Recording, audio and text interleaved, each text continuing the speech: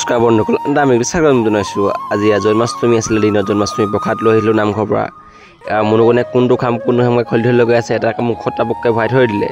ময়ো সেইবুলি এটা মিঠৈ খাই ল'লোঁ, ইমান ধুনীয়া ৰাইজ। এতিয়া গধূলি হ'ল, মহাদেৱৰ ওচৰত আহি গ'লোঁ নামঘৰ আমাৰ। সকলোৱে কমেণ্টত লিখি দিব হৰ হৰ মহাদেৱ, যিসকলে ভাদক ভাল পায়। গাঁৱৰ নামঘৰ ৰাতিলৈ দিহা নাম আছে, আহি গ'লোঁ নামঘৰত। আমাৰ গুৰু আসন চক আৰু লাহেকৈ আমাৰ নাম আৰম্ভ হৈ গ'ল আমাৰ গাঁৱত। এতিয়া সকলো গাঁৱৰ যুৱক আহি গৈছে।